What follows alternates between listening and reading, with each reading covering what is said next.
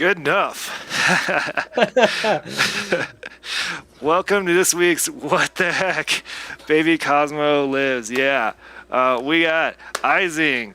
We've got Kitsu, Christian, and, same person, and Enthusiastic Electrons. Let's do super fast intros like, who are you, and what module do you have plugged in with the most LEDs currently? AKA, what is the best module you have?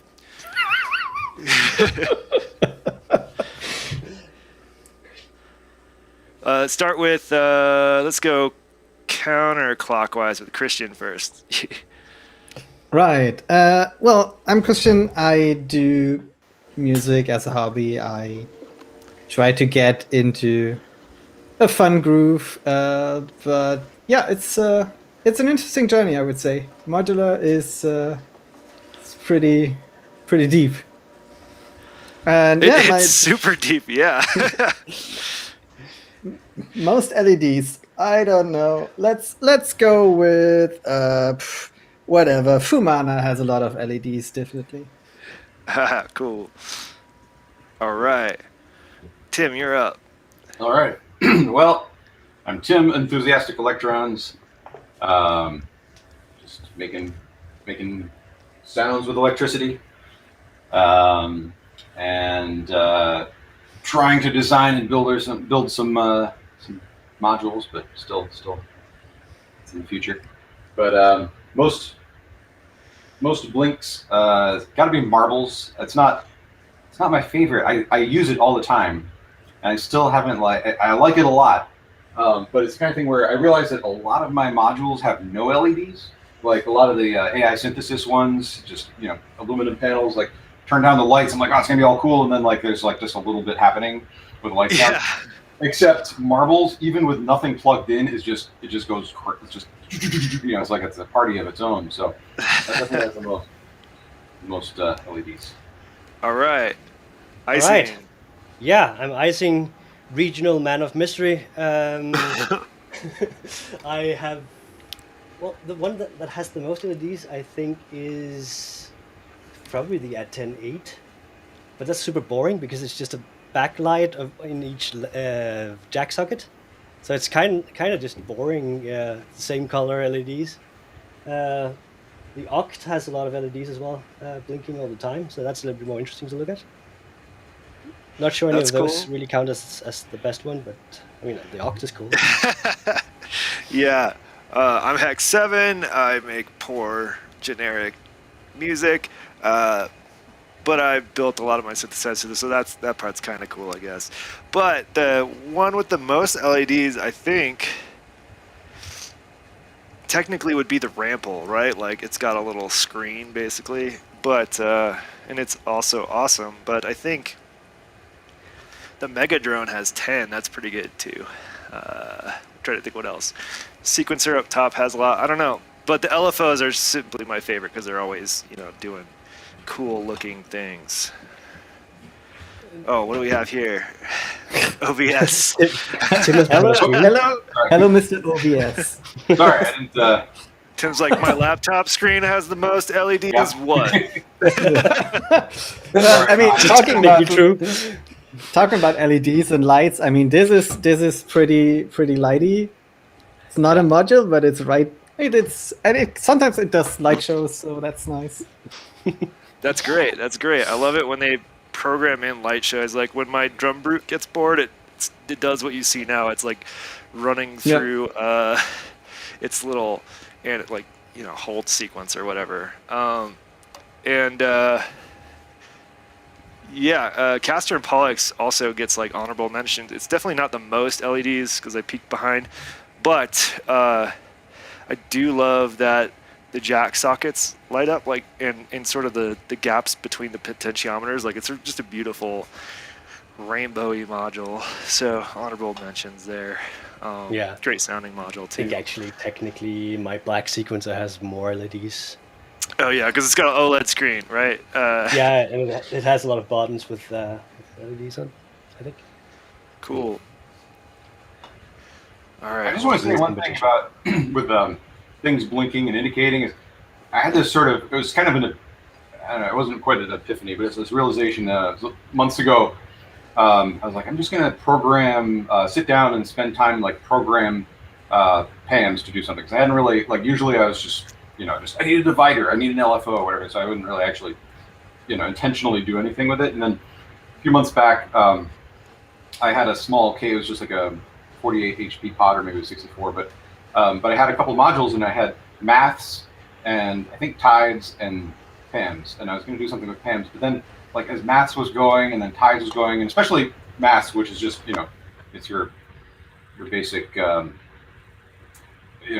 slope and those things, right? And just looking at them, but I didn't have any headphones plugged in. Just watching the LEDs change, sort of was a whole new way of looking at that, because I'm so used to just listening to what it's doing, and especially when you're modulating something with something like maths, it's always or tides, it's like it's then one removed. But this was sort of taking one step back in the other direction, where it's just you can just see the relationship of this was going from one color to the next and one color to the next, and then the relationship of how that was going. It was kind of a cool little moment. That's cool. Yeah, I mean, I like visual feedback typically. It doesn't have to be on everything, but it certainly makes life easier. Like my buffered multiples have bipolar LEDs, and depending on what signal I put in there, I can see very clearly what's happening just glancing at them. So I love the disting modules usually have that as well. Yeah. It's a super nice thing. You can see what you plug in, if it's positive or negative, and of audio rate, whatever. Right. Nice. And typically that's what I look at instead of like my oscilloscope for signal like checking. Like I want to see if it's a hard edge or not. Like you only need one LED, right?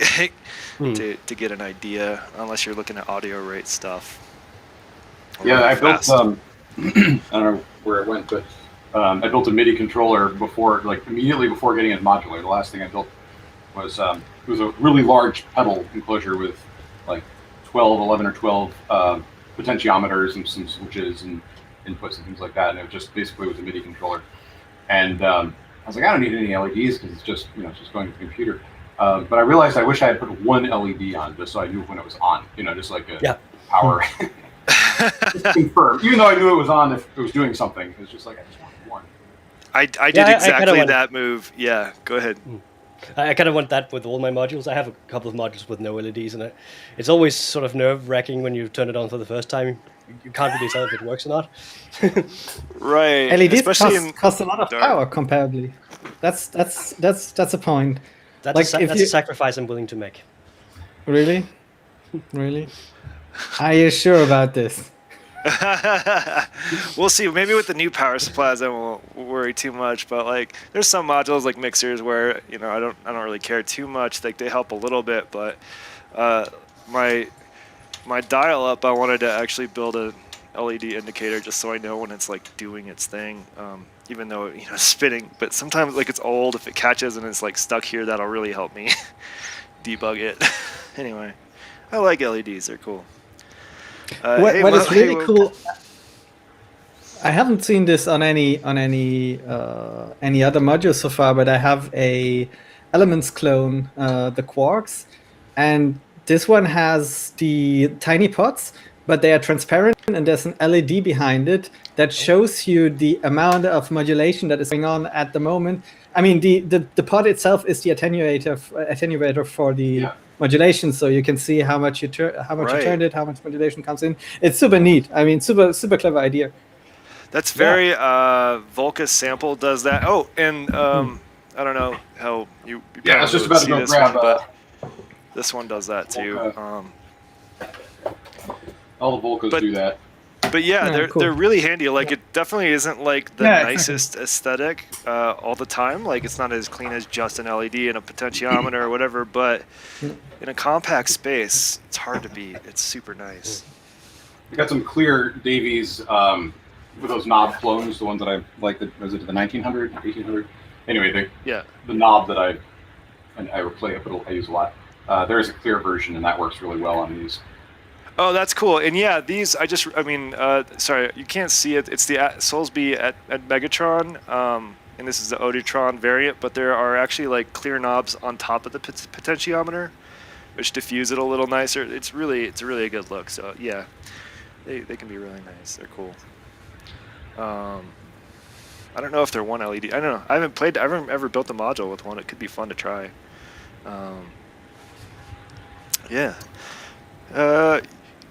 Should we talk about Freak Boutique shortly? Because Tim, you had like the coolest video modular patch that I've seen in a while. Thanks. Yeah. That was actually the opposite of what we're talking about in a way, where it was. Yeah. So actually that's something that's on my to-do list, but it's far enough down that it probably won't happen. And it's very simple things. Like I used to do video projection before getting into modular. I did video projection with a band and other things, but mainly the thing is when I was in New York, we'd go out for a couple of years, every month or so and play somewhere. And I set up a bunch of projectors and projected live video loops, and it was a bunch of loops that I had created plus things that I would capture live with the camera, and then mix all at the same time. It was just sort of, just fun. And so then a lot of the soldering and controllers and whatnot that I sort of got into were ways of controlling that and just to have more fun with that and then do some video installations. So that was so once I discovered modular, I was like, I can use all those skills and like actually make music with it as opposed to, just need a big venue with projectors and whatnot. So this was a way of sort of bringing it around. Since I work with video all the time, this was a way of using the video to actually control the patch and go that way. And so this was video loops and the short films that I had shot with a friend years ago. And then I made a max patch. So it was running in the VJ software that I've used, which is sort of based on Max MSP, but much easier to get going. It's, you don't have to start from scratch. You don't have to define like, this is a movie, this is the plot, this is, and so, but I did make a max patch which analyzes the video and sort of analyzes different parameters of it. So with this one, I split it into quads. I split it into 4 parts, and then added up the pixel value, the 8-bit pixel value of each section, figured out what the max was. And so then when you divide it up into 4 parts, like if you're looking at the screen right now, it's in like 4 quadrants, right? And whatever's in the top right quadrant is sort of averaged or something, right? Yeah. And that gives you your CV value. Exactly. So that's basically I just converted that into MIDI and then sent the MIDI out to the modular and used modules to convert the MIDI into CV. And so that was one way to do it was just brightness, and then brightness of different areas of the screen. But then I added a couple more parameters like triggers and gates, and there's a comparator where if it was brighter than a certain amount, then it would send a gate, it would trigger something out. There's also something which was frame differencing. So every frame, I would subtract the pixel value of every individual pixel, subtract that from the previous frame, or vice versa. So that it's cool when you watch that video. What happens is it's totally black, but then if there's movement, you get this sort of a line where it's like only the different pixels light up. And so then did the same thing with that, where that's a way of analyzing how much movement is happening, and so that's another CV threshold. So that if it's faster, then it'll be higher and whatnot. And then you can also say like if it's above a certain amount, then that means like the entire frame has changed. So on a cut. So right now, what you hear with this part here, every time there's a flash, it would trigger something, and then you get this percussive sound. And so then also to get sort of a regular percussion, the video then I sent through, like one of the clips, the movie, I sent through a sequencer in the VJ software. So it's actually slicing it up the way that I've never used morphaging, but the way I assume it works, where it's like you end up with you have your entire clip, whatever it is, and then the CV, you can move around within that amount. So like if you, it'll keep looping this part, and then it'll loop that part. So on the left hand, you can see what I'm controlling there.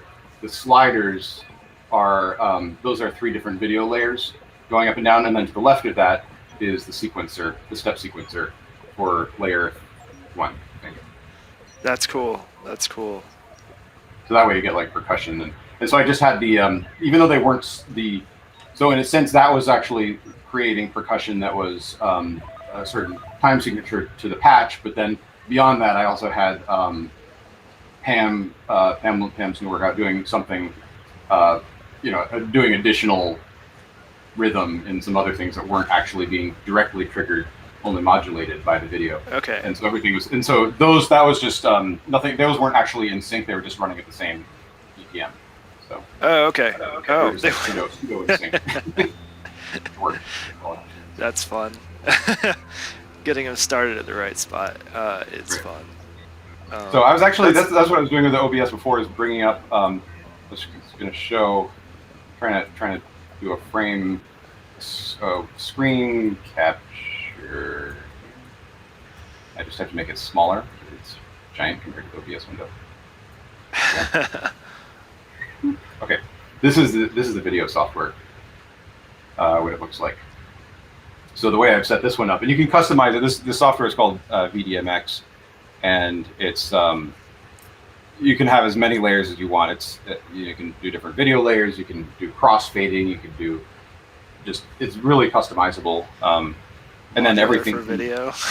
That's exactly it. Yeah, and then you can do you can have a parameter to everything. So everything can be controlled through MIDI or OBS, which is what I was doing. With just made some sliders and buttons on the iPad on a program that just sends OBS data to the computer. So yeah, there's the clock down there. So let me bring up. I can't actually see any of this because I have the window really small. Okay. So I'm just gonna have to rewatch this whole video. It's cool. Keep it going. There we go. Okay, so this is a short film that I shot on a Bolex 16mm camera long ago. My friend crossing the street.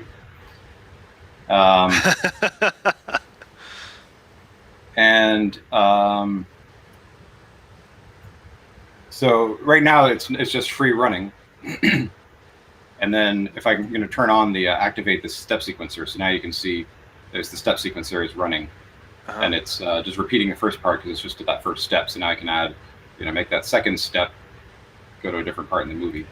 I see. So you're sequencing where in the that's cool. Yeah, Morphogene does have sort of a sliced up. I can slow it down so it's not playing now, and I can have change speed up and slow down the frame rate. That's cool. So yeah, that's cool. If I wanted to touch computers, I would do more of that. I know. So this is I have no experience with MIDI to CV before this. I have a lot of MIDI experience before this, just making MIDI controllers to control this. So I know how to make a button or a potentiometer talk to an Arduino and then send that wirelessly to another Arduino, which then tells the computer what to do. That's sort of like the extent of my skills. That, and I can make LEDs blink. But this way, but going from the doing CV or MIDI to the modular is new to me. So I'm still trying to figure that out. Yeah, that's. Going to the modular is one thing, but I think once you pipe MIDI information from your modular back in, like have it a little cyclic, like having some MIDI information, maybe control some of those video things, that's where it's going to get. Yeah. Not only nightmarish in terms of cables, but like pretty cool. Yeah. So I definitely want to do more, have more channels, because right now I tried using the SQ1, but it just couldn't keep up. It's fine if you probably just wanted to do melodies or something, but since this is going so fast, it just couldn't keep up with modulation. So it's dropping like note off or whatever the yeah, it wasn't really dropping anything, but it was just slow. It was just it wasn't smooth, and it's all it's all quantized anyway because it's MIDI. But so I had it going through. I was using the No Coast as a MIDI to CV controller because it has two channels of MIDI. Right. One controls the actual sound and gate built in, and then channel B, actually there are the two bottom left jacks are actually just straight up conversion, and you can tell it what you want it to be. So one is CV and the other one is gate. So right now I just had that set up to be pitch, and then the gate was triggered. So anytime velocity went over a certain threshold, it would just send out a gate. And that's normally I just have those going as LFOs because I've, again, as I said, never really done much with MIDI. But that was really smooth. So I had that, and then for the New Year's Eve stream, that was going, and then the SQ1 was next to it. And SQ1's just like, and this was like, it's nice and smooth. Okay. So, Yeah, and then it was just awkward and everything. So then I built that little just an expander jack for the disting. So the disting is now 2 more channels. So for the free critique, it was just 2 CV channels going through the disting, and then a couple more channels going through the no post. But I'd love to have more. I'd love to have more. It's all very expensive. But it's also something. Yeah, but it's like, but I've got a quad DAC which I haven't used, but I have, and it's like it's a good one. And so I just need to hook that up to a Teensy, and that shouldn't be too complicated. But if I actually had that going through the a Teensy, and you can have that very easily hooked up as a USB MIDI device. Right. So it shows up to the computer as MIDI, and then I can right. just convert it. And if I don't care about actually having it, if I'm just doing CV and not worrying about the actual pitch, then I just scale it straight up to scale. Just say like 0 to 127 equals. And it's a quad channel DAC, so you'd have four CV channels. Exactly, 4 CV channels plus however many gates I want. Because you could gates. Yeah. Absolutely. So that would be cool if I don't care about tracking pitch. Then it would be very easy to program. I don't have to worry about just like scale whatever the range is of the DAC to MIDI. But I realized that also, if I'm doing my own thing, I could also just have it just be a straight up serial connection, which would be faster than MIDI, and it would also be it wouldn't be quantized. You could just have the max MSP just do more. Just have a much wider, thousands of a range of, instead of 0 to 127, have it like 0 to 5,000, and then scale that in that, because 16-bit DAC is a lot of numbers. Yeah, and but I mean, for 60, it's more than needed, but it could still be smoother than, than, 128 you can sort of hear. Yeah, totally. Yeah. Go ahead. But then it would start to choke, I'm sure. It would go. Yeah. There is a speed threshold. Yeah, does anybody have any more questions for Tim about that patch? I thought it was pretty cool. It's pretty cool. You might want to look at Serial OSC. That's the protocol that the Monome grid uses. Okay. I think it's open source, so should be easy to do. Because there's also a ready-made software that converts it back to MIDI on a computer. Oh, that's cool. If you want to, right? So that's yeah. Yeah, I mean, I'm also definitely, while I'm like, I don't want to spend $500 on a module that does something that I could build with the parts I have lying around, just because, like I can. On the other hand, I won't, because of just how long it will take, because I'm not good enough to actually do it quickly. So, there is a point where it's like, it's worth finding something. Yeah, there's a balance there. But it's crazy how expensive those MIDI CV modules are usually. I know. Well, I'm also going to look at even if you look at the specs, it's like 12-bit or something. I mean, it's perfectly enough for pitch, but you're like, why is it not 16-bit? I mean, I'm paying a lot of money here for. I know. I've been for years since I started with modular. It was only a few years ago, but my first idea was like, this is very easy to, I know how to do an Arduino program, and I know how to, I'll just make my own clock dividers. I'll make my own, all this stuff is, fairly simple. Like, I'm not an advanced programmer, but it's not hard, I can do that much, basically to make it work a little bit. And then, of course, we'll have problems and I'll just solve it. But I'm also not good enough that it's still like a learning process for me. So it's slow, but part of that learning process was at the very beginning. I realized I can't just plug in, the modular to that because you need buffering, you need protection, you need op amps and all that stuff. So that's what I've been learning over the last couple of years is all the analog side of it, which has been so much fun. And but I have the parts. But like in learning about it, I've gone to a lot of the forums. Like I found, I use the Teensy microcontroller a lot, and a big fan of that for for controllers and whatnot. So I was looking on the Teensy forum, and I found someone who was asking about. And was like, yeah, I'm designing this Eurorack thing. It turns out the thing that they were talking about ended up becoming the Ornament and Crime. So like, getting a bunch of advice from Paul, the designer of the Teensy. So I have definitely gone to their site, and then I'll definitely I've looked through Winterbloom, and I'm definitely looking through more of theirs and just figuring out. So like the DAC that I have is like the 16-bit one is the one that's used in those. So I know it's good. I just have to program it. But yeah, and also steal bits of code. There's also some nice, I think, 2 of the modules I have. Let me quickly. I mean, I'm limited. I can't walk that far. Never mind. A couple of the modules I have, I think, have a DACINO, a DAC-INO, or something like that. PCB, like open source project, as one of the PCBs that they're built on top of. So I think the gate grinder might have that. I can't remember, but definitely the quantizer that I built over a very long time uses that. So there's some other cool like open source things that folks have built to just get the job done there. Like you can use it for all sorts of projects. It's not just specifically Eurorack by any means. Yeah, and let's see what else. Christian, thank you so much for your help.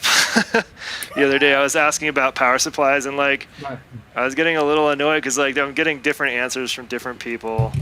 I mean, I had a pretty rough idea of what I needed to do and how to do it safely, but you helped weed out some of those responses. But my least favorite response is like, if you have to ask these questions, you shouldn't be building a power supply. Like, yeah, you're right, but I'm gonna, so can you help me? Like, better give me the answers, otherwise I will fry myself.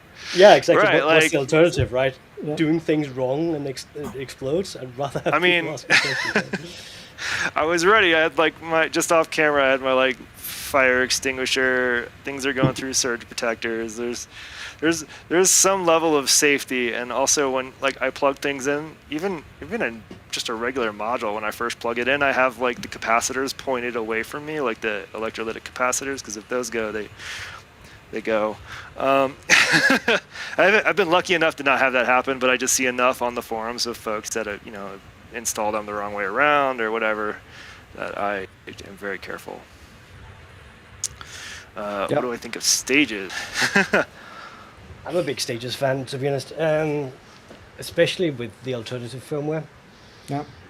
It's I mean, without it, it's a really nice module. It does quite a lot because it's so flexible, but the alternative firmware just adds a couple of handy features like the Turing machine built in, which is, I mean, I didn't expect it to have a Turing machine, but it has, so it makes it super flexible. What do you use it for?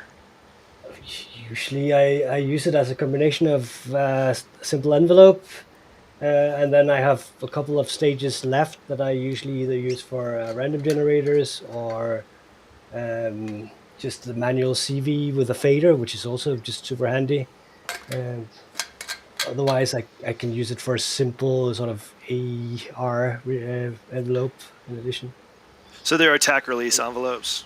Yeah. Or you can use them as You can attack do release whatever you envelopes. want. You can do whatever you want, yeah, basically. It's basically okay. a function. Is it a function generator? Is that what you would call it?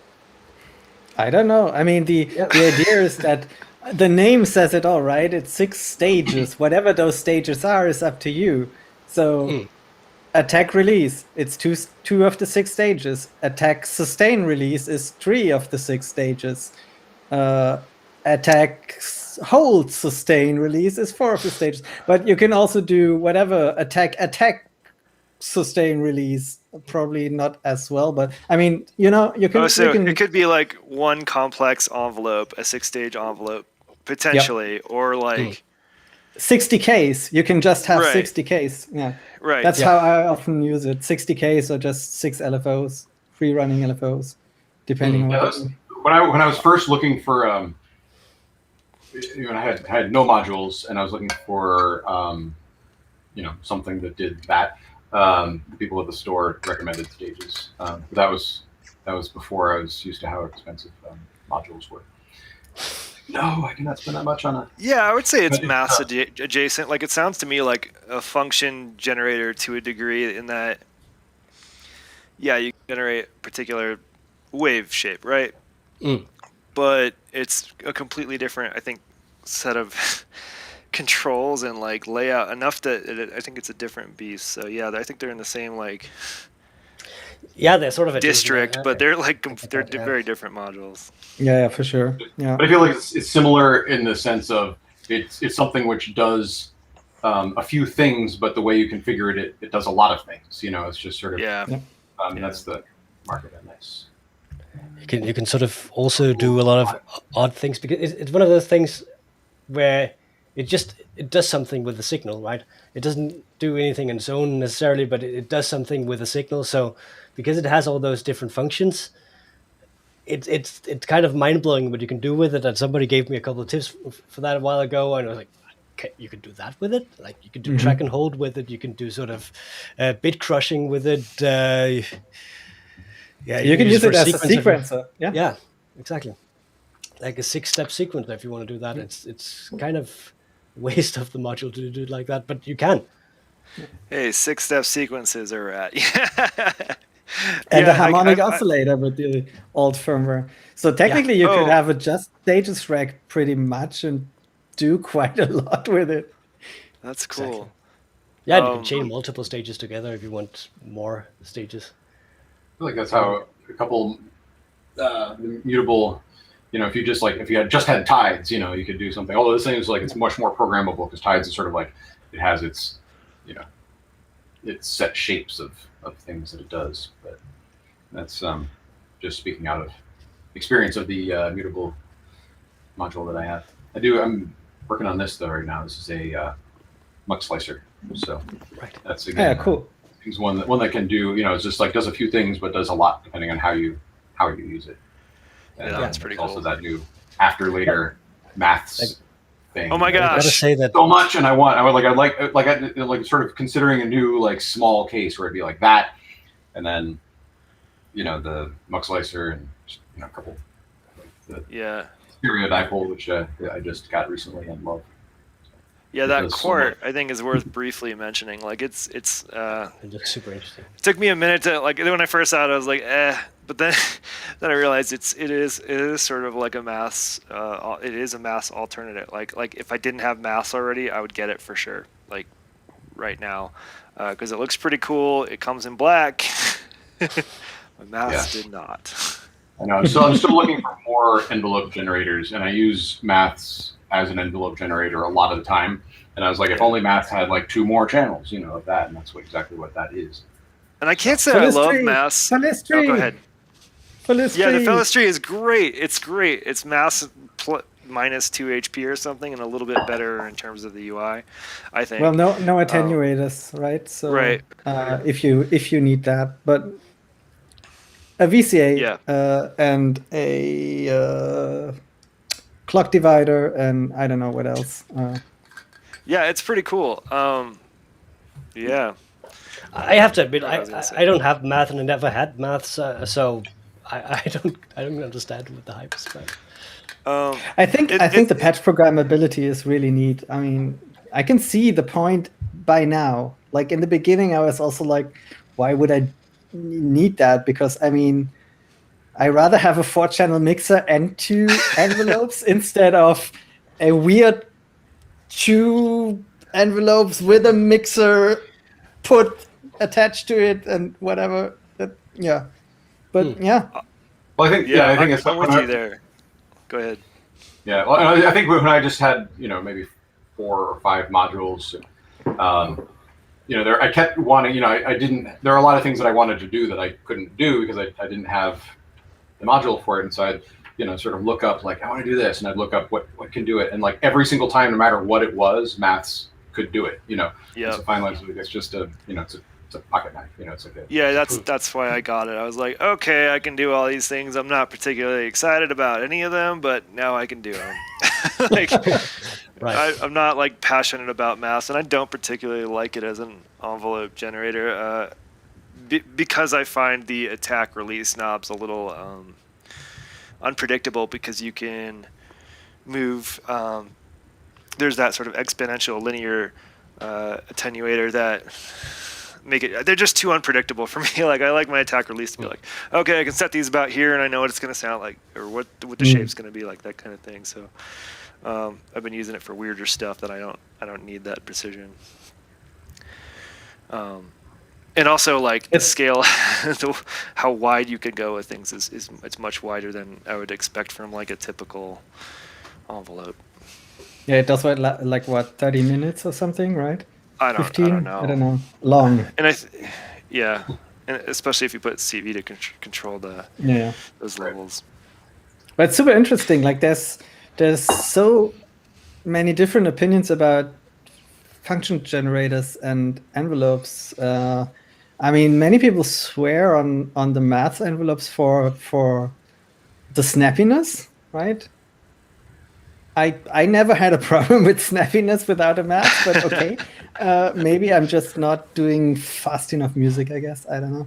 But which ones you have, I think. Yeah, exactly. But it's super interesting to see how people use different envelopes and how they like the way they work. I had a mini slew at some point, the WMD mini slew. And I just couldn't. It's the same with what you said about maths. I felt it's too unpredictable. I couldn't figure out how to set it to something that is useful to me. Like either it was too snappy or too long, and it just didn't feel right. It's kind of interesting.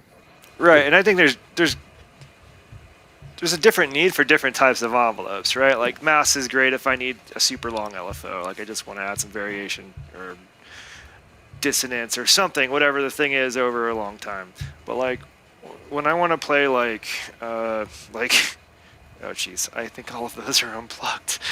I don't know. Okay, we'll go. Like a basic synth leader bass, right? Like there's certain expectations I have in the ADSRs I have in my box of like set the bar, and I keep asking for folks to suggest ADSRs, but I'm just not stoked because I keep getting like attack decay, which is not the same. Sustain makes I think huge difference, particularly if you want a bass like a really smooth, funky bass. Like lower that sustain, have attack decay, and just a little bit of sustain on there, just beautiful. Anyway, I like my ADSRs, and so now I'm trying to find like small ADSRs for tiny Cosmo, so I can do something similar, and I'm just not finding what I like. So I'm looking around. Maybe Stages will do the trick. I don't know. Stages will definitely do the trick. But it does a lot more. So if you don't want all the more, then maybe it's overkill. But and typically I don't want like there's ADSRs that have CV input for all of the controls, so ADSR, like you can CV input all of that. I don't care about that at all. Like I'm not interested in controlling those levels via CV for the most part. For that, yeah. I enjoy Quadigy quite a lot. Quadigy? Yeah, Quadigy. It's digital, so you have just one control, but you have 4 ADSRs, and it's super neat because it's sliders and it has a pickup, so you can it tells you on the little display like the slider is too high for this envelope. You have to go down and pick the value up and then adjust it. Oh, so they're latching, right? Like they sort of. Yeah, exactly. Yeah, that's cool. Exactly. Sliders are latching. It can do. You can set levels. You could clock it if you want, it's not black, but it does look perfect. For ADSRs, I really love it. Yeah. That's cool. I'll take a look at that. I bought a super cheap ADSR Junior from what is it? Yeah, I've heard of that one. Yeah, I got it for basically almost free. It does nothing except have 4 knobs for ADSNR and a loop button, and yeah, there's Yeah, supposed to be an expander that does a couple of things which would have been nice to have, but right now I just use it as the most simple ADSR I can have. and Yeah, I I also got the like. AI synthesis one, which is it's simple. That's the only ADSR I have, but I would love to have. I'd like to have one with sliders. I think the Instruo one just has LEDs. Yeah, I mean, that one or I'm the I'm Befacco one. indifferent. I feel like that or the Befacco Yeah. one. I'd love to have. Befacco has a good one. I don't know what it's called, but I don't. I mean, I'm indifferent for sliders versus knobs. Like, as long as it's an ADSR. The ones I have are pretty cool. Like they're very well designed, I think. In that there's a manual trigger, so it's a momentary switch. That if I flip on, it will just hold the voice on, which is cool. Typically, I'll do that very performatively with the Megadrone. I don't even know if that's on right now, but yeah, very low. But I'll do that with the Megadrone. And it's got 3 modes: ADSR, gate loop, and then loop. Gate loop is if I'm holding down a gate, it will continually loop until I stop. And loop, it just turns it into an LFO. And then it's got a time knob for everything. So if I control the time knob, I can make it super fast or super long all in one sweep. So that's why I'm a little spoiled with these. Like it does a lot of things really nicely. So that's I have a high bar for ADSRs apparently. But I think they're important, particularly with filters. So Yeah, I kind of feel like envelopes is something you need to have quite a lot of in a case. yes, I yes. feel I have too few of them. That's Also for why sort of that new Quarv looks so good. Yeah. yeah. Quarv was appealing to me, particularly for like drum sounds. Yeah. 4 envelopes right there. That's I feel like I need sick. something because, like, right now, like if I want 4 envelopes, and sometimes I do, I don't have 4 of the same, unless you count tides, but that's only one trigger. So, so yeah, it'd be nice to have. So I've got that. That's actually what you're just talking about. Is there have been some patches which I've made where I often use tides as a 4-voice, like put in oscillating mode, put it into a quad BCA, so each of the voices is its own thing, and then you can do the spread in chord mode, and then trigger each of those different voices independently. So then you get like, it's a way of sort of like arpeggiating, but then you can do different tempos for each of the voices, and it's pretty cool. But for doing that, I'll use maths for 2 of the channels, and then I have a little, I've got the AI ADSR for another one, and then I've got a little Pico, or is it the Erica synths, one it's just an attack release, and so that's for another one. And so like you're talking about maths being a little tricky. Like I've used maths enough, and I started out with the no coast. So I even though it is a little fuzzy compared with what you're talking about for just dialing it in, I know how it works, so like I can get what I want. Yeah. And also like that fuzziness is like that's sort of my thing as well. Like I like the make noise, mindset. Like I enjoy that personally. I know. Like, You're like, quite I'm know gonna what's ping a happening. filter. Yeah, like I know And I'm like, roughly what pitch I'm is doing. that? I aim at it, and then it does something else, and that's cool. That's what I like. But anyway, that's the thing is like so I know how to work that, and I know how to work this, but like they just don't respond the same. If you're trying to like dial in, if you're trying to get all of the envelopes to do the same thing, and they're completely different. One's an attack release for drums, one's a classic ADSR, and the other's maths. Like it's not going to be the same. Well, that's not even. I mean, as long as it's somewhat predictable. Like a lot of the things I like to do, because I do like preset sequences, is like I might have a longer or open up the time on the sequence just to get a different feel. It's more like held notes, and then turn it super snappy really fast, or particularly on the bass lines, I'll open up the sustain to do something similar. But yeah, as long as it's somewhat predictable, I'm cool. In the maths, I just it's always been in a hard to see spot. It'll actually be once I finish that other case closer to this height, which will be much easier to work with, I think. So maybe that'll help. Silver one's also. I like maths for drums because of that exponential. Yeah, it's great. It today. is. Great. Good for that. Yeah, sorry, I didn't mean to go into function generator. I don't know how I got there. I mean, they're cool. You know, you're like into modular when you get excited over a new function generator, like Quarv. Yeah, for real.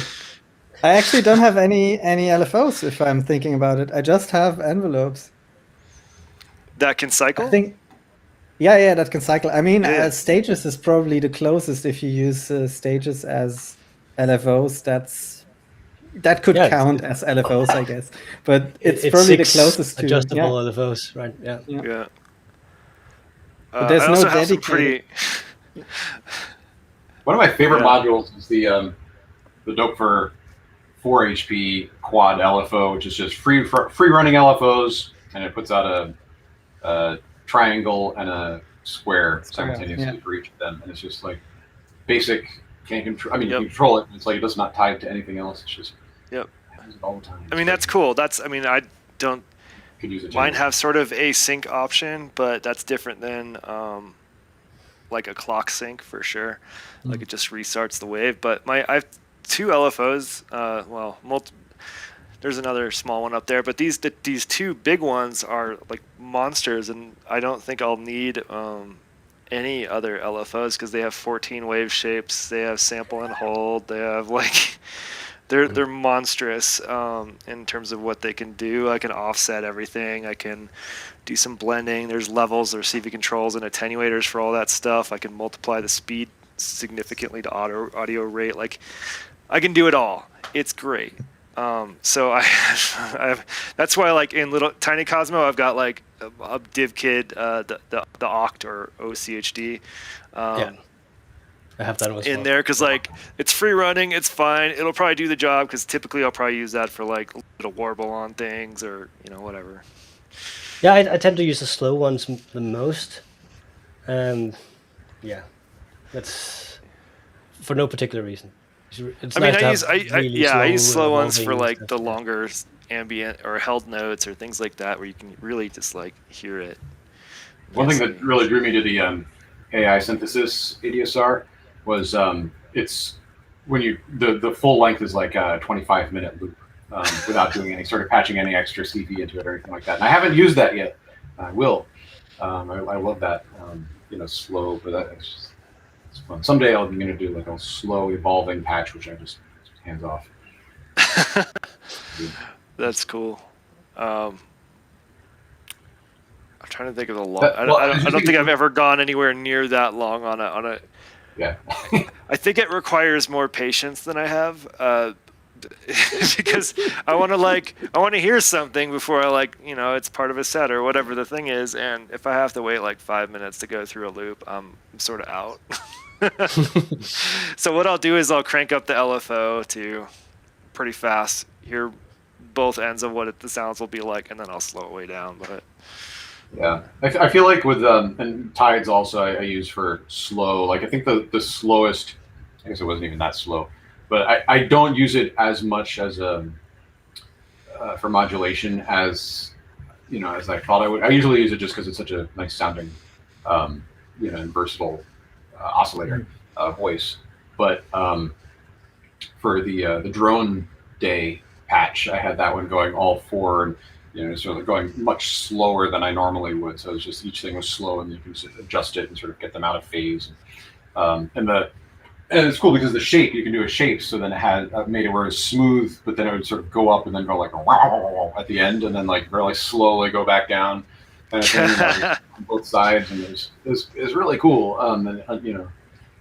So you get a little character in the middle, so it's not exactly. But I feel like that's one like tides for me is one where it's like Forrest was just talking about like maths, where it's like the same thing where it's like either I'm not using the module or I want to use it for 2 things at once, and you can only use it for one thing. But that's true. That's the challenge, and that's the puzzle. Yeah. I don't know. What works really great with tides as well is to use it like a mangrove. If you know the Mannequin's mangrove oscillator, you can if you use tides as AD, but then trigger it at audio rate from another oscillator that has a sequence, you can get really tiny little signals. Like most of the length of the signal is silence, but then you have like a small spike, and that is pretty similar to what Mangrove does, and it sounds really nice and organic. Oh, I can try that out. Yeah, lately I've been using it largely as a slightly detuned quad saw, or it sounds fat. Yeah. But yes, that sounds cool. That sounds pretty interesting. Does anybody else have love for the Waggle Bug? I think there's a few Waggle Bugs, right? Because Waggle Bug is sort of the name of the circuit, if I remember right. Yeah. Erica has one. Yeah, and Make Noise. Obviously. And I don't know who else, but I've seen a few of them around. I think it's typically like a random noise, not noise source, but a random voltage source is a better way to put it, right? Again, my LFOs do that, so I just use those, but I don't know. I've not looked into it. Do you have any opinions on Waggle Bug? It looks cool, but I don't need that much random. I have the Sapel from Frap Tools, which does already more random than I usually need. So I could swap it for Waggle Bug, but why? Like it does everything I need. So I'm not particularly. But it looks cool in demos, I feel. Yeah, I have one random module as well, but it's not the Waggle Bug. I have the Cupid Nanorand, which has a couple of nice random outputs, like stepped random you can use into a quantizer, or it has like random LFOs or random audio array as well, if you want that kind of stuff. I don't use it very much, to be honest. I don't. I've sometimes used it as sort of a random modulation input or that kind of stuff. I use the random gates more than I use the other stuff. Yeah, I didn't love the way my quantizer worked, which sort of ruled out my random, my wanting to play with random outside of like occasionally demolishing sounds with random voltage. But I got the Oh, sorry.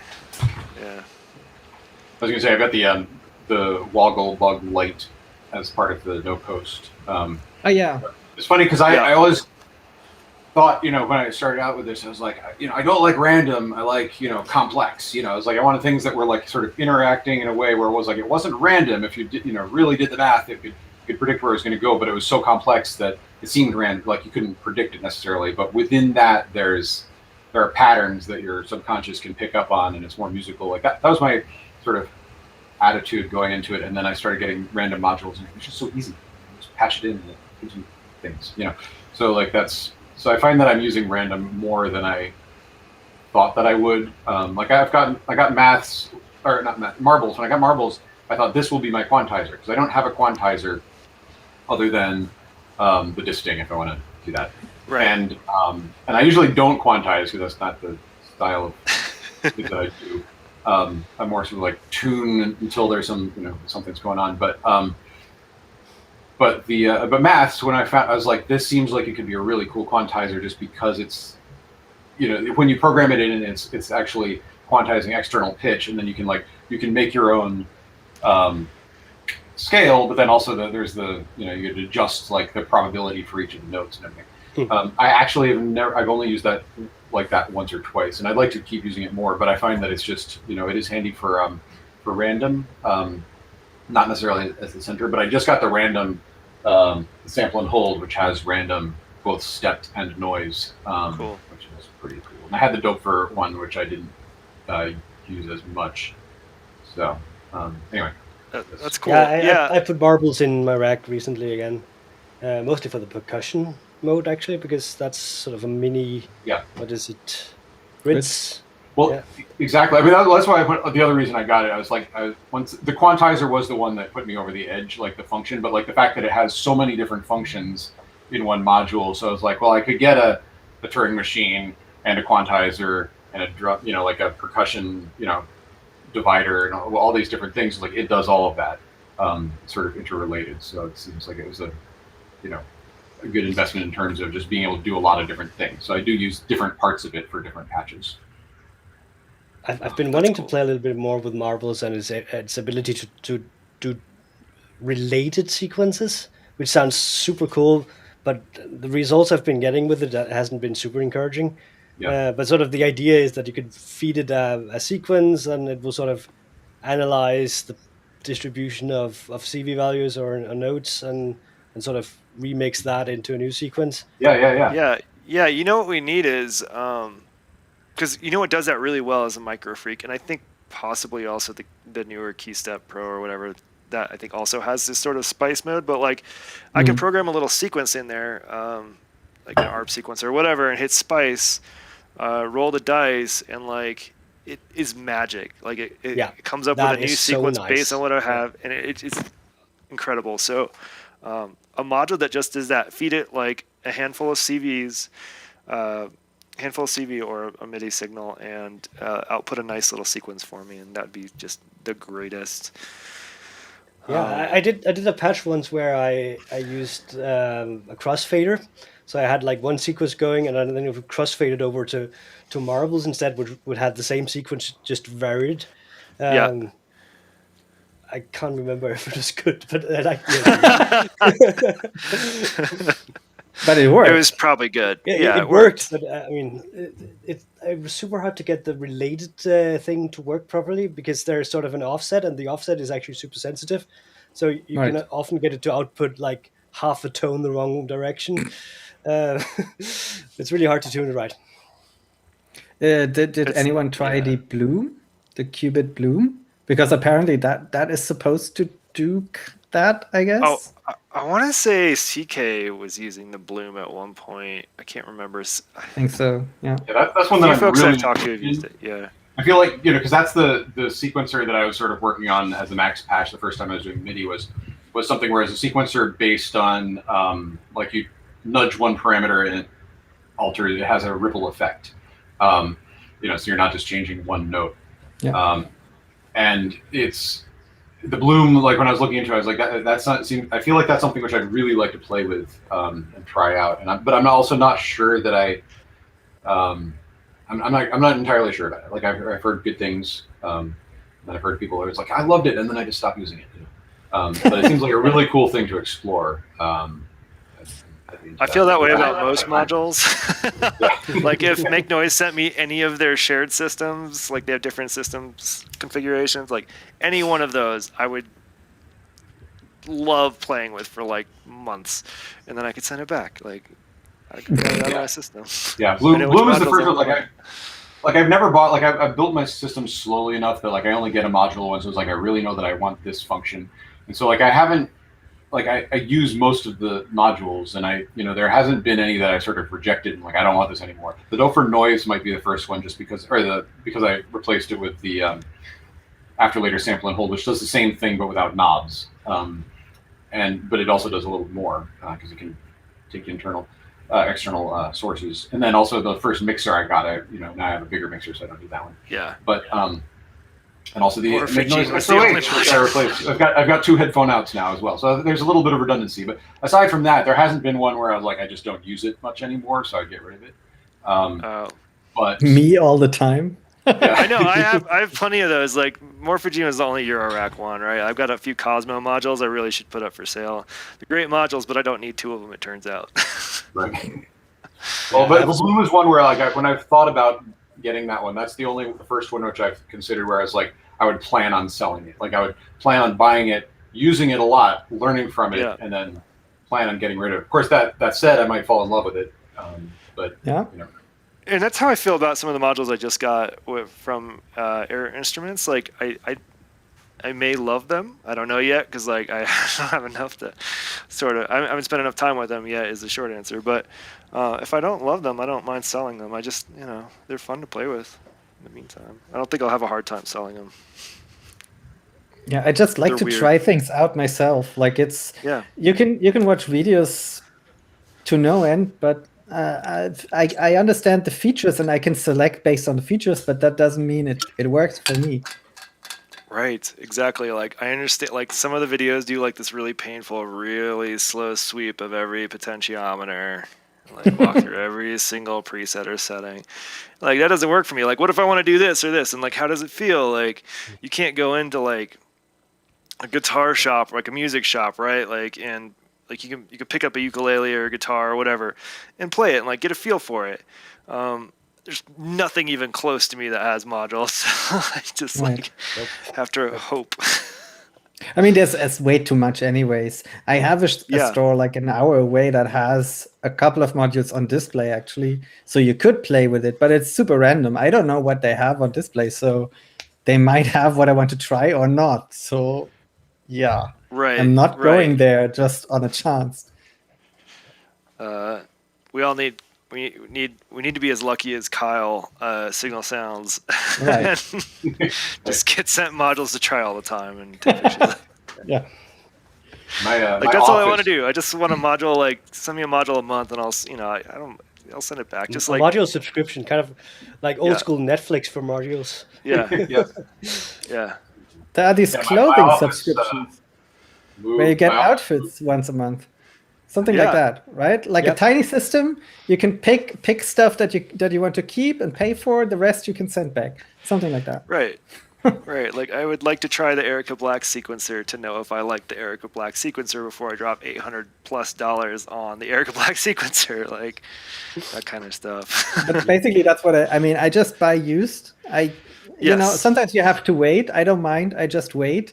But I pick the modules I want to try. I wait until they appear for a reasonable price used. I buy them.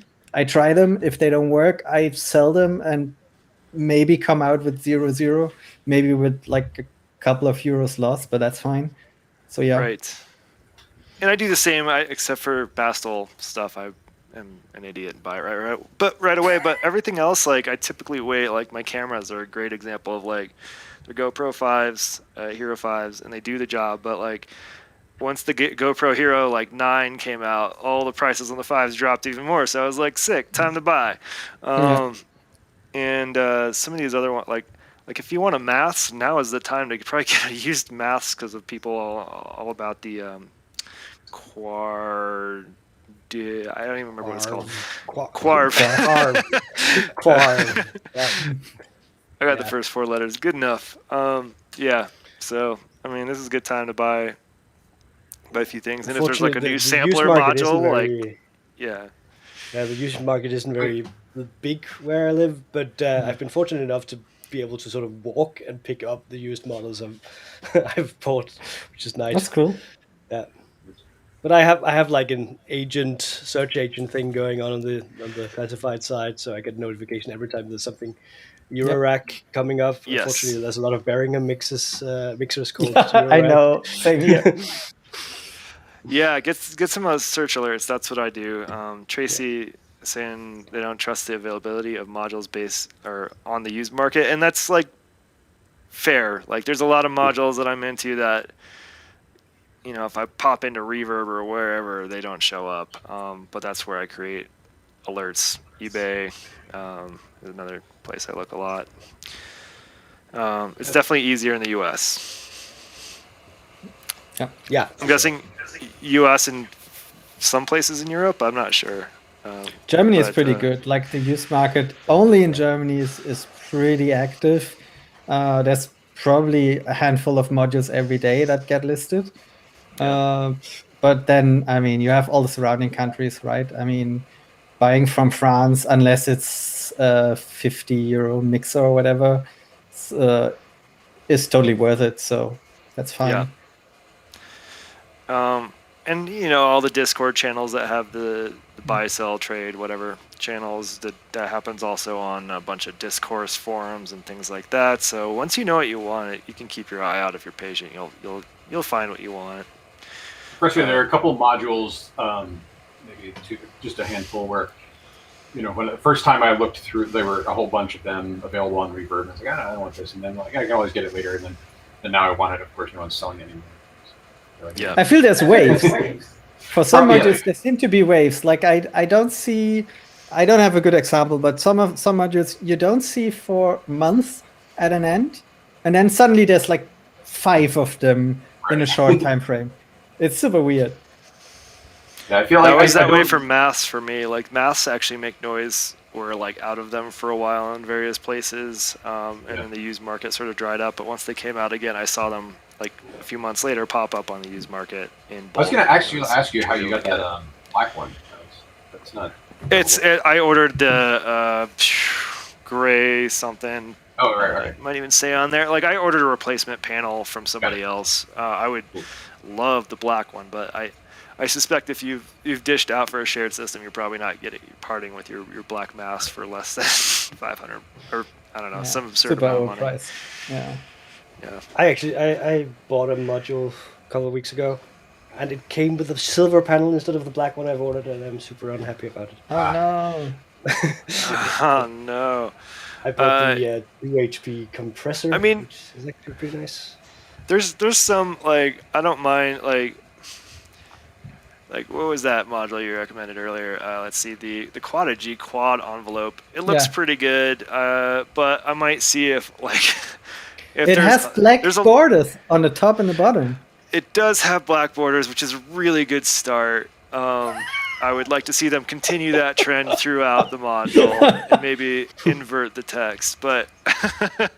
But I mean, my point is, like, if it's not like a $500 module, like I can just get like maybe a spare panel and spray paint it black and draw on it. You know, like it's not a huge deal. So I really wanted like a patchwork of colors, but then it seems like the more and more modules are just black in there. And what's funny is that I actually split this when I put this together. It's 126 HP, 2 rows of it, and I organized them purely by what I wanted accessible and also like where the jacks were. So anything with the jacks on the bottom, I put on the top, and vice versa for the most part. And it just happened to be it's like a row of black on the bottom, a row of silver aluminum panels on the top, with a couple exceptions. So there's, like that's pretty good. You're shredding in both black and aluminum world, but like while I appreciate black modules, I'm not going to be that stuck to it for Tiny Cosmo, because I think there's a bunch of beautiful modules out there. Like Castor and Pollux, I don't think is actually black. It's like a deep purple of some sort. Dunk, it looks amazing. If I get a mutable instruments module, it'll keep the mutable instruments white look, because I have a huge respect for them and don't mind that. Dreadbox has colorful modules, which I quite like. Maybe I'll get the phaser or something. So I'm not going to stick too closely to that, but if it comes in black, I'll get the black version. Yeah, I got mutable replacement panels in black, but they are as close as possible to the original panel, because it's actually a really nice panel. Yeah, and I do think, like, I've seen a few of those around, like, warps look super cool in black and things like that, so, but yeah. They can't all be the florist. The local florist is a super cool green module. Like, I think there's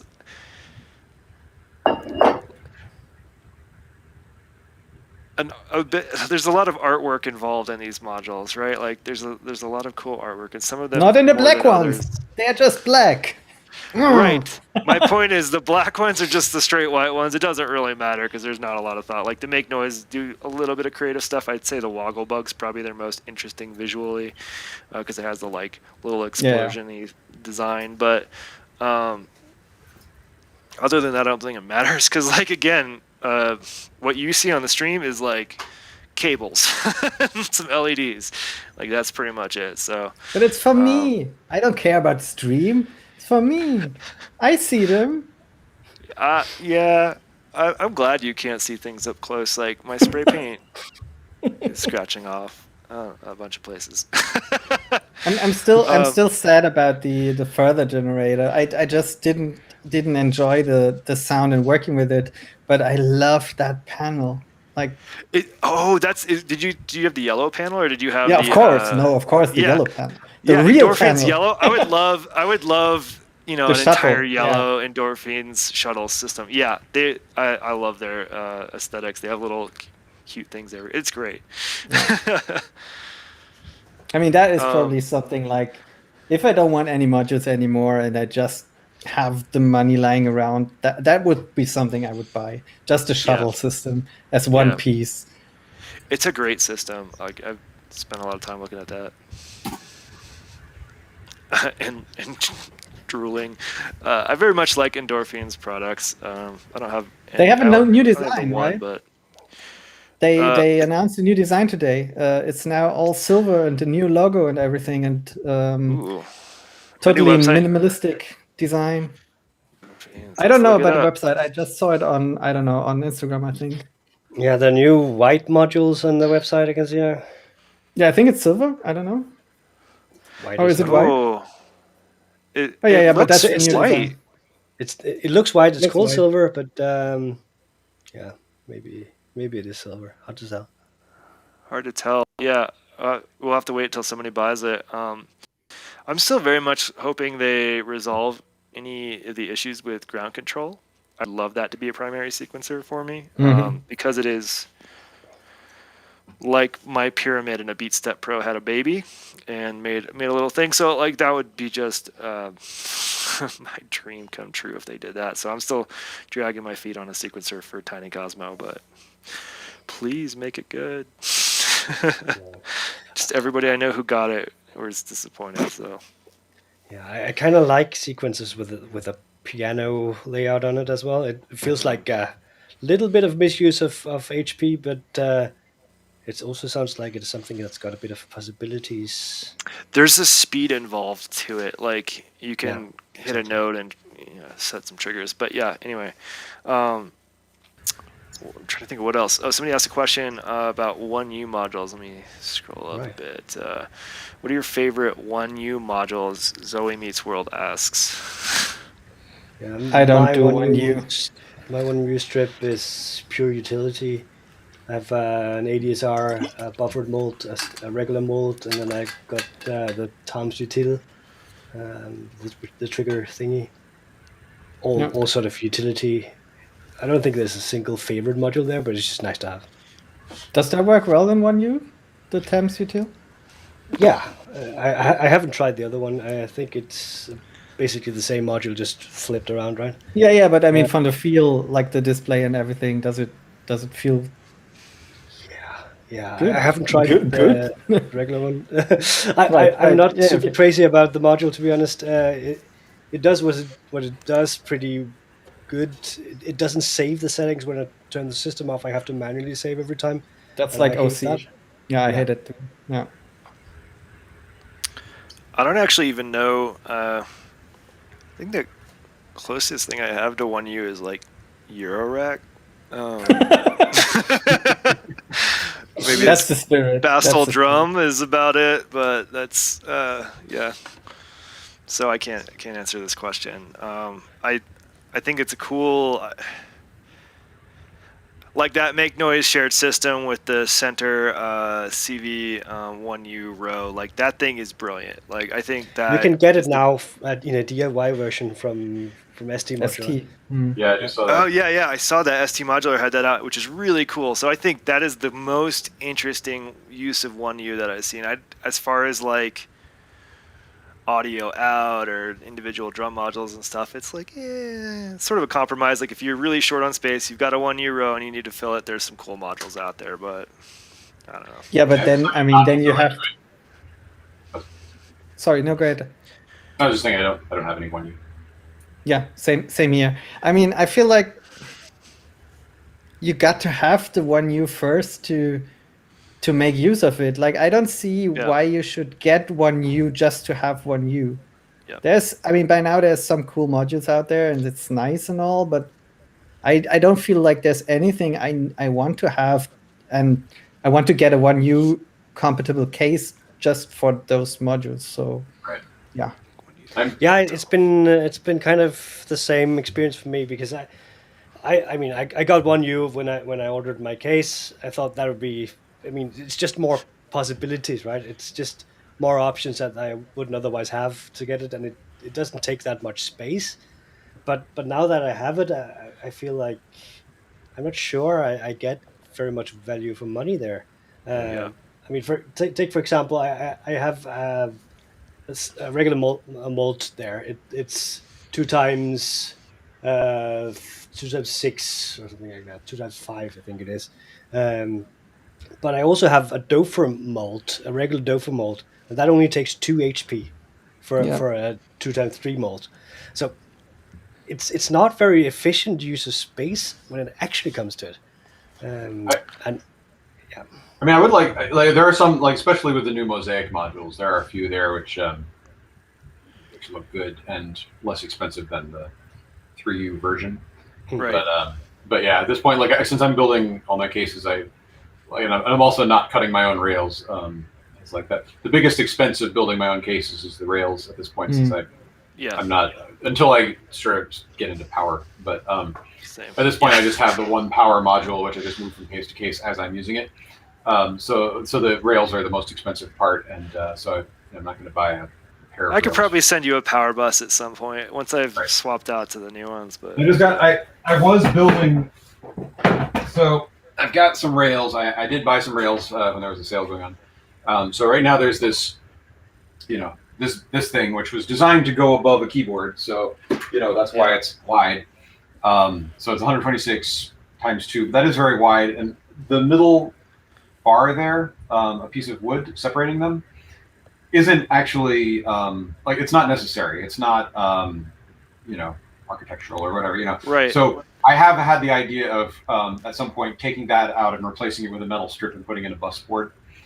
Just because getting from this end of the case to that end of the case requires long cables, which I have, but there's a lot of cables going around. Right, right, and that's where I think that.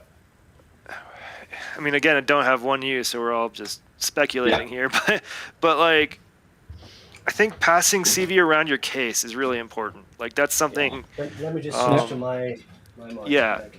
I think that's the best use of 1U. So like I have been considering building Eurorack 1U into like I've got this sort of like base for this synthesizer here, but the front panel can come off, like it's not attached. So I could put a single Eurorack row, and I think there would be just space for a 1U row above it, because I'm going to build another one of these for under this. This is my 1U. So maybe, but if I did that, it would be for passing CV around. Nice. Right. Yeah, I thought about building, like, my original, before I was first designing this case, I thought about building a make noise version, like my own, with lights, since that is something I can do, is like with a tiny little, $1 chip, I could make things blink, and so it could analyze the CV if you have, if you buffer it, you just analyze the CV and make colors, but then I was like, that's a lot of work, so. But it's a lot of work. But like doing an unbuffered, the dumb, unlit, unbuffered mult would be pretty straightforward.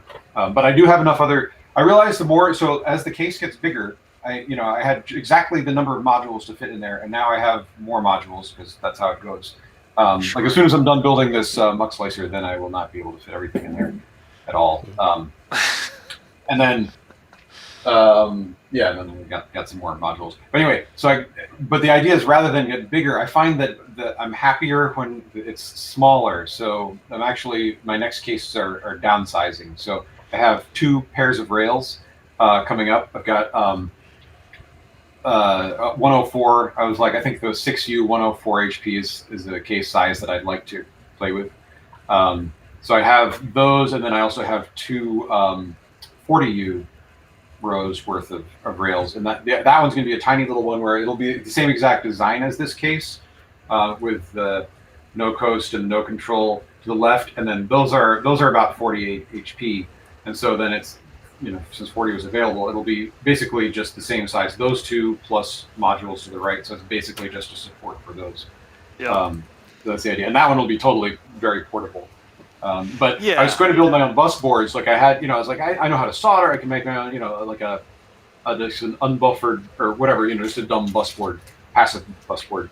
It's like I can make that myself. And Joe, Sunbear Electronics at NIMS, he had a bunch of PCBs that he had printed out, which were just, bus board. You just put headers on it. And so that's actually, he sold me some of those. So that's what's inside this case right now. So I was going to get more, else I was like, I'm going to learn how to design PCBs, and that'll be the first thing I do. But then I started pricing it out, and I realized that just to buy a pre-assembled passive mult was pretty much the same price as buying all those headers. So, Yes. so I just got 2 of these, the Bafako, that'll just go in next. Which Yeah. actually I realized that was not actually saving much by building my own necessarily. Yeah. I mean that's the same for like patch bay, like anything really simple, passive. Like it's almost as much money just to make it yourself as to like get a kit or something. Which is why I haven't built anything like that yet. Jacks are expensive, and you never have enough. Well, speaking of the core again, like that's the thing that impressed me about it. That's a lot of jacks. That's or sockets. I don't know why I call sockets jacks. I'm sorry. It's no, they're jacks. Happen. They're jacks. Yeah. Oh no, they're jacks, and then plugs are the plug part. So I don't know. the socket is the jack thing. Socket is a jack, right? I mean, isn't it? Yeah. Yeah. Okay. Yeah, but there's a lot of those, and it's a lot of work. It's a lot of drilling. It's a lot of Just to sort of close out the 1U thing here. One of the other challenges there is about 1U is it's really super hard to get the math to go up, because I mean they're so odd sized, all of them. They're 14 and 12 and 10 HP, right? And here I have a whole of like 9 HP or 10 HP. Oh, because there's not going to be like a 2 HP 1U module, right? No. Like Not really. okay. Not really. No. That's sort of the It's a issue. two jack module. Yeah. I mean, attenuator. In one of my But early you- sort of modular grid plans, I had that mosaic module, which is basically just a LED.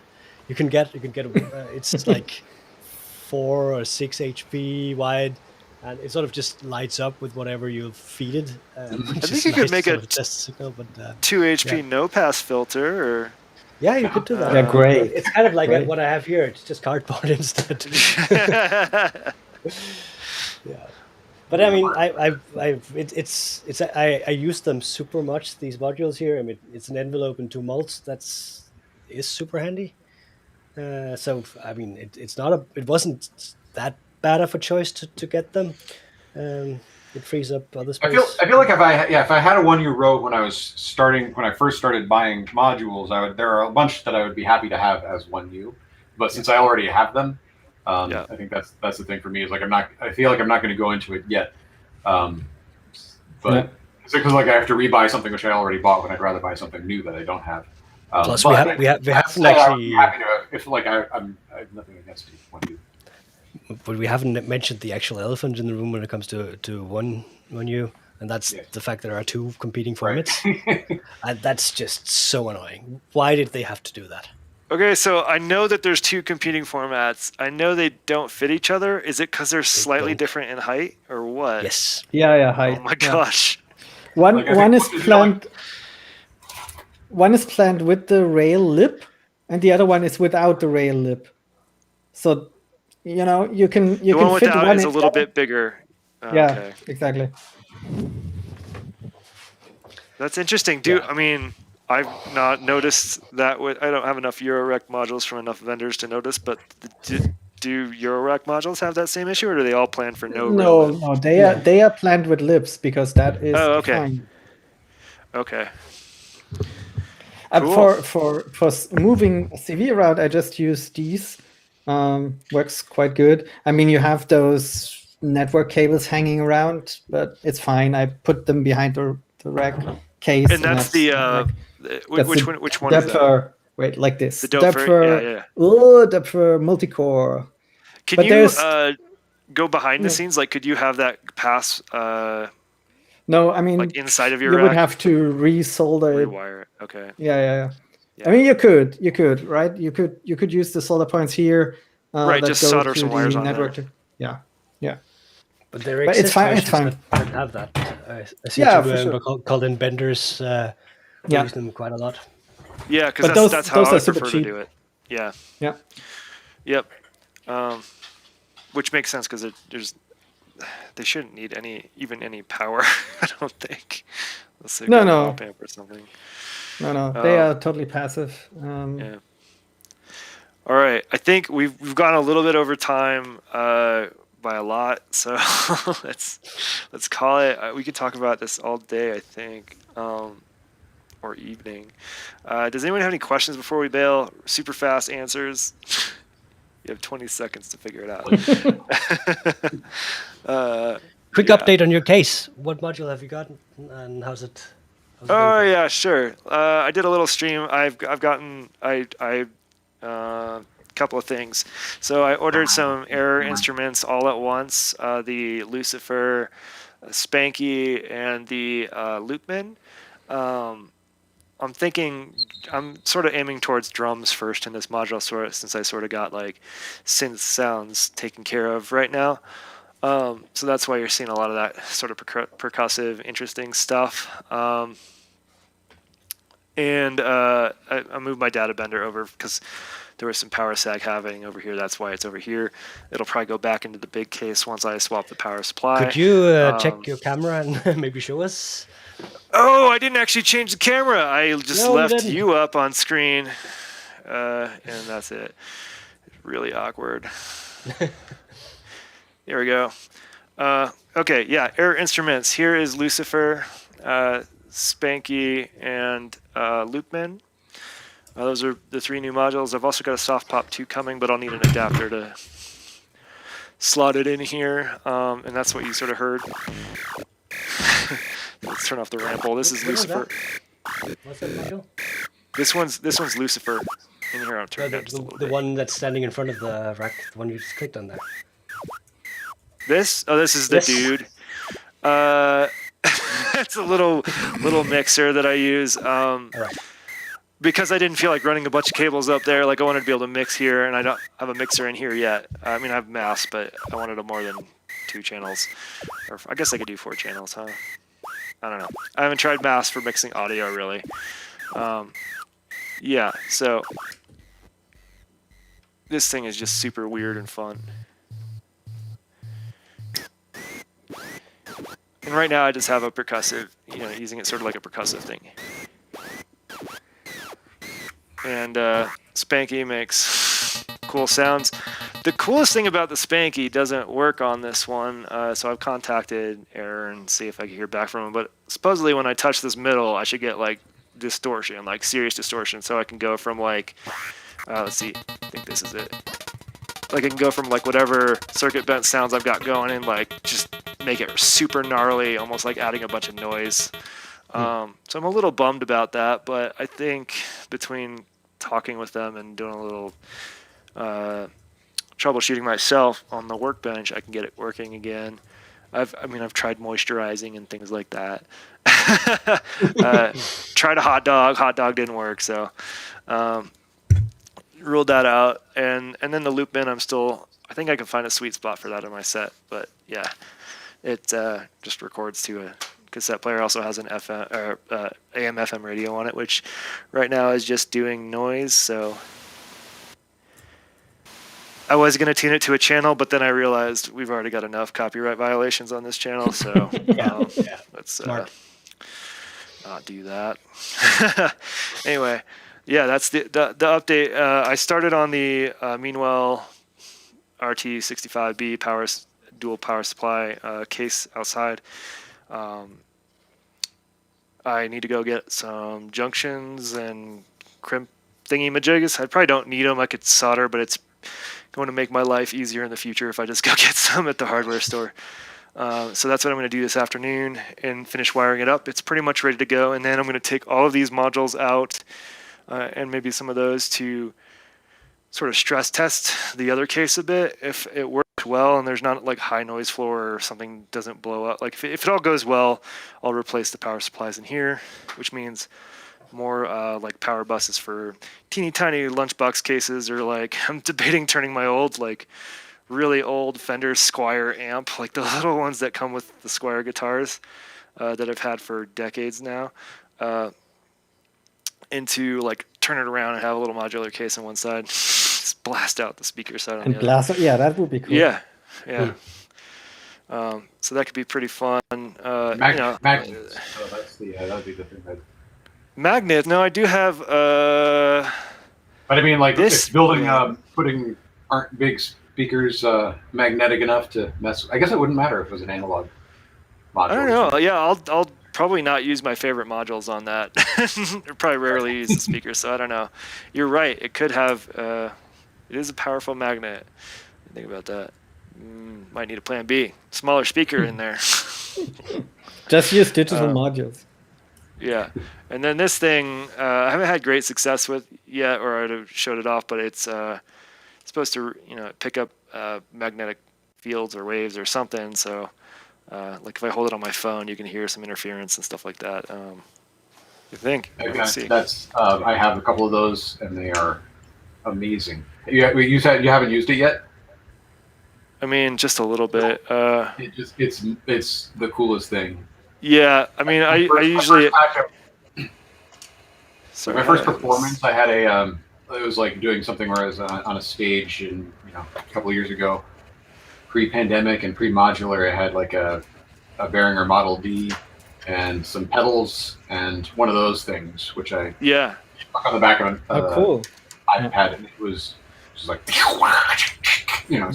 kind of like with the video thing, it's like I had an iPad and I was just like swiping it through, and just every time I had to change the video, the noise inside it went crazy. It was right, like just I put it on my phone, and like the more I like move around and like that, but then give that some reverb and boost the bass. It's just right. And so that's what I've been experimenting. Oh yeah, that's a good idea. Boost the bass a little bit. And yeah, that'll be fun. Find the EQ, find the good. There's some good. It's a pickup. It's an electromagnetic pickup. Right, exactly. And I think it would be good for like in-person events or shows to like have other folks like bring phones and like fuck around on their phone or whatever while using this. So could be fun. Anyway, have a good day, y'all. Does anybody want to play us out, or do you want me to turn that really poor sequence I had on earlier? I can press play on whatever I have going here. Yeah, that sounded really good earlier when you hit play. All right, the outro by Ising.